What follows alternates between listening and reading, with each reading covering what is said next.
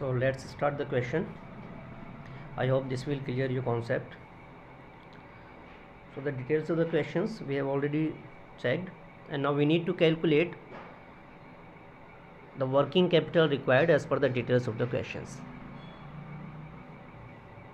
At first we have to follow the format that there are two columns, one for amount and the other for particulars. First we calculate current assets, and for the calculation of current assets, at first we take the raw material stock. And in the questions we have already been given that output per annum is 52,000 units. ठीक है, per annum का output हमें 52,000 given है, and we have been given the information regarding stock, work in progress, finish goods and all in weeks. तो हम क्या करेंगे, यहाँ हम आउटपुट भी वीकली कैलकुलेट करेंगे. सो annual output is 52,000 and weekly output is 52,000 divided by 52, because question में कहा गया है कि 1 ईयर में 52 वीक आपको कंसिडर करने हैं. सो एनुअल कंजम्पशन या एनुअल प्रोडक्शन हम कहें, annual production is 52,000 divided by 52 weeks equals to 1000 units per week. तो ये वीकली आउटपुट हमारा आया है 1000 यूनिट्स. अब हम क्या करेंगे, रॉ मटेरियल स्टॉक की कैलकुलेशन करेंगे. Raw material, the cost of raw material is rupees 200. In the question it has been given to us rupees 200 is the cost, and 6 is actually the time period for raw material. Raw material in stock is on an average is for 6 weeks. So हम 6 से multiply करेंगे, and 1000 units क्योंकि weekly output 1000 का है, इसलिए 6 week में 6 multiplied by 1000 into cost of raw material जो कि 200 है, it gives us 12 lakh. So raw material stock है 12 लाख रुपीज़ का. Then work in progress. Work in progress में तीनों सेक्शंस हमें कंसीडर करने हैं, raw material, direct labour and overheads. और क्वेश्चन में हमसे साफ साफ कहा गया है कि assume 50% completion stage. It means कि हमें रॉ मटेरियल को तो 100% कैपेसिटी पर लेना है, and direct labour and overheads को 50% कैपेसिटी पर कंसीडर करना है. तो यूनिट्स, क्योंकि वीकली यूनिट्स 1000 है, तो तीनों में यूनिट्स तो हमने 1000 लिया, एंड साथ ही साथ इनकी जो कॉस्ट गिवन है 200, 100 एंड 250, ये हम एज पर द क्वेश्चन ले लेंगे. रॉ मटेरियल की कॉस्ट 200, डायरेक्ट लेबर की कॉस्ट ₹100 एंड ओवरहेड्स की कॉस्ट ₹250.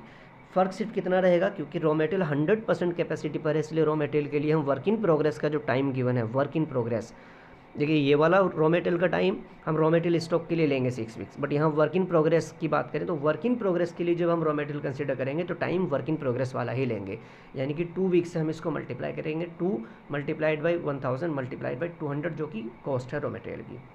तो ये हमें अमाउंट आती है 2 lakh. Now direct labour 1000 units weekly हैं और 100 रुपीज़ पर यूनिट की कॉस्ट है, बट क्योंकि डायरेक्ट लेबर एंड ओवरहेड हमें 50% कैपेसिटी पर लेना है, इसलिए हम यहाँ पर 2 वीक्स की जगह 1 वीक लेंगे, क्योंकि 50% कैपेसिटी कंसिडर करनी है. So 1000 multiplied by 100 multiplied by 1 it gives us 1 lakh rupees, and overheads 1000 multiplied by 250 for 1 week gives us 2,50,000 rupees. Now finish goods stock.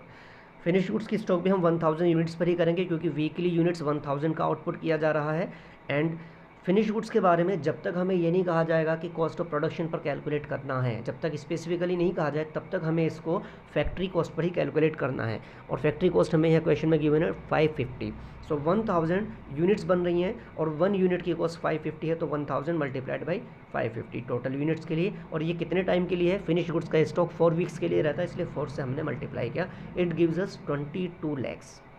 Now the calculation for debtors. देखिए debtors की calculation जो है वो हमें cost of sales पर करनी होती है, और इस क्वेश्चन में कहीं पर भी एडवर्टाइजिंग एक्सपेंसेस या एडमिनिस्ट्रेटिव एक्सपेंसेस या सेलिंग एक्सपेंसेस नहीं गिवन है. तो जो ये फैक्ट्री कॉस्ट है वही टोटल कॉस्ट ऑफ सेल्स भी मानी जाएगी, इसलिए टोटल कॉस्ट ऑफ सेल्स क्या हुई 550 मल्टीप्लाइड बाई कितने यूनिट्स के लिए हमें करना है इसको.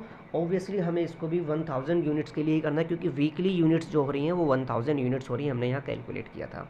और कितने टाइम के लिए डेटर्स का टाइम अलाउड है, credit allowed to debtors is 6 weeks, तो हम इसको 6 से मल्टीप्लाई करेंगे. और जब हम इसको कैलकुलेट करते हैं 1000 multiplied by 6 multiplied by 550, then it gives us the amount 33 lakhs. So it is 33 lakhs. Debtors time is 33 lakhs. After that what we need to do, क्योंकि हम असेट्स की कैलकुलेशन कर रहे हैं, इसलिए हमें क्या करना होगा, रॉ मटेरियल हम कर चुके हैं, वर्किंग प्रोग्रेस कर चुके हैं, फिनिश गुड्स एंड डेटर्स भी कर चुके हैं. नाउ कैश की इन्फॉर्मेशन भी हमें क्वेश्चन में गिवन है. Cash at bank is expected, cash at bank हमें यहाँ गिवन है क्वेश्चन में, एंड द अमाउंट इज़ 75,000, तो हम इसको भी कंसिडर करेंगे. इसके अलावा अगर हमें क्वेश्चन में एडवांस पेमेंट कहीं गिवन होता तो भी हम यहाँ कंसिडर करते, जो हमें इस क्वेश्चन में कहीं पर भी दिया हुआ नहीं है।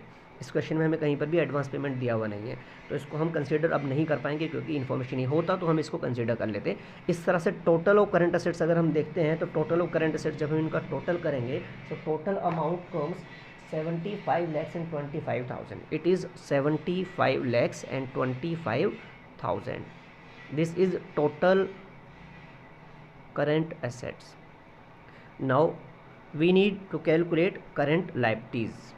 अब हम करंट लायबिलिटीज़ की कैलकुलेशन करेंगे एंड करंट लायबिलिटीज़ में हमें यहाँ क्रेडिटर्स की इन्फॉर्मेशन गिवन है, और क्रेडिटर्स वो हैं जिन्होंने हमें रॉ मटेरियल सप्लाई किया था, इसलिए हम सिर्फ रॉ मटेरियल को ही कंसिडर करेंगे।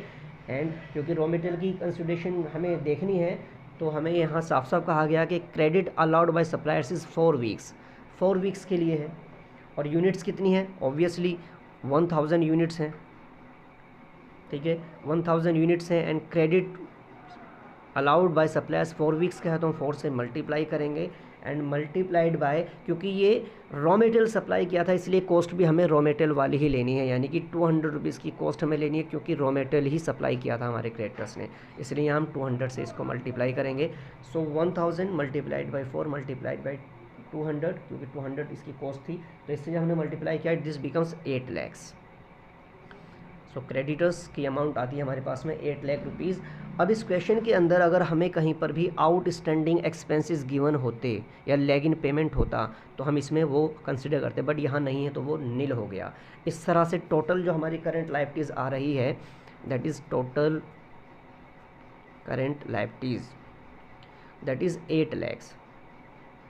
देखिए टोटल करंट लायबिलिटीज़ हमारी 8 लैक्स है एंड टोटल करंट असेट्स जो है वो हमारी 75,25,000 है। अब हमें क्या करना है? We just need to calculate net working capital, and net working capital हम कैलकुलेट करेंगे तो उसके लिए हमें ए माइनस बी यानी current assets minus current liabilities का डिफरेंस हमें देखना होगा। और इन दोनों अमाउंट का, this one and this one, इन दोनों अमाउंट का जब हम डिफरेंस देखते हैं then this becomes 67,25,000। This is 67,25,000। तो ये आई है हमारी नेट वर्किंग कैपिटल, बट इसी को हम फाइनल आंसर नहीं मान लेते हैं। क्यों? हम देखते हैं कि कहीं क्वेश्चन के अंदर कोई कॉन्टीजेंसी की इन्फॉर्मेशन तो गिवन नहीं है, बट यहाँ इस क्वेश्चन के अंदर कहीं पर भी हमें कॉन्टीजेंसी प्रोविज़न की इन्फॉर्मेशन नहीं है। अगर हमें कॉन्टीजेंसी प्रोविज़न की इन्फॉर्मेशन होती तो हम उसको क्या करते? हम उसको ऐड कर देते, प्रोविज़न फॉर कॉन्टीजेंसी, लेकिन यहाँ पर कॉन्टीजेंसी की इन्फॉर्मेशन नहीं है तो इसलिए हम उस अमाउंट को नील मान लेंगे। और इस तरह से जो टोटल अमाउंट आती है हमारे पास में, जो टोटल वर्किंग कैपिटल रिक्वायर्ड है, total working capital required that is 67,25,000। So this is your final answer. This is very simple and very easy question. इसमें सबसे पहले हमें क्या करना है? करंट असेट्स कैलकुलेट करनी है, जिसमें हम raw material, work in progress, finish goods, debtors, cash and कुछ और हमें एडवांस पेमेंट या कुछ और करंट असेट्स गिवन है तो उनको हम कैलकुलेट करेंगे। देन करंट लायबिलिटीज़ को हम कैलकुलेट करेंगे, साथ में कुछ आउटस्टैंडिंग एक्सपेंसेस गिवन है तो वो भी हम कैलकुलेट करेंगे। देन इन दोनों के डिफरेंस के बेसिस पर हम नेट वर्किंग कैपिटल कैलकुलेट कर चुके होंगे। और ये जो भी नेटवर्किंग कैपिटल आएगी this is not the final answer, क्योंकि इसमें एक फिक्स्ड परसेंटेज, इसका एक फिक्स्ड परसेंटेज हमें कॉन्टीजेंसी प्रोविजन के लिए रखना होता है। इस क्वेश्चन में कहीं पर कोई इन्फॉर्मेशन नहीं थी प्रोविजन फॉर कॉन्टीजेंसी के लिए, इसलिए उस अमाउंट को नील कर दिया गया and total working capital in दोनों को ऐड करके 67,25,000। देखिए वर्किंग प्रोग्रेस कैलकुलेट करते वक्त ध्यान रखेंगे कि रॉ मटेरियल को 100% कैपेसिटी पर लेना है, तो हमने इसको 2 वीक्स के लिए लिया है और 1000 यूनिट्स पर 200 इसकी रॉ मटेरियल की कॉस्ट थी। डायरेक्ट लेबर एंड ओवरहेड्स को हमने क्या किया है? 1000 यूनिट्स और उनकी पर यूनिट कॉस्ट से मल्टीप्लाई किया, बट यहाँ वीक हमने 2 की जगह 1 लिए क्योंकि वर्क इन प्रोग्रेस 2 वीक था, बट इन दोनों को 50% कैपेसिटी पर कंसिडर करना था, इसलिए 1 वीक हमने यहाँ लिया है। फिनिश गुड्स को हमने क्या किया है? फिनिश गुड्स को हमने फैक्ट्री कॉस्ट पर कैलकुलेट किया है। जब तक हमसे कुछ और स्पेसिफिकली नहीं कहा जाएगा तब तक हम इसको सिर्फ फैक्ट्री कॉस्ट पर कैलकुलेट करेंगे, इसलिए 550 फैक्ट्री कॉस्ट पर यूनिट थी और 1000 यूनिट्स का आउटपुट था एंड 1000 यूनिट्स का आउटपुट था एंड 4 वीक्स के लिए फिनिश गुड्स थे। ठीक वैसे ही डेटर्स को हम कॉस्ट ऑफ सेल्स पर कैलकुलेट करते हैं, तो ये फैक्ट्री कॉस्ट ही इस क्वेश्चन के अंदर कॉस्ट ऑफ सेल्स बनेगी क्योंकि इसमें सेलिंग एंड डिस्ट्रीब्यूशन एक्सपेंसेस नहीं है। अगर वो होते तो वो इसमें ऐड करके कॉस्ट ऑफ सेल्स पर इसको कैलकुलेट किया जाता, तो यहाँ कॉस्ट ऑफ सेल्स भी यही है।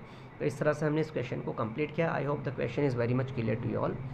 इस क्वेश्चन के अंदर आउटस्टैंडिंग एक्सपेंसेस नहीं थे, नहीं तो उनको हम यहाँ पर कैलकुलेट करते हैं और फिर इन दोनों की सम को यहाँ से माइनस कर देते हैं। I hope the question is clear to you all. If there is any doubt, any query, you can ask me on call. Thank you.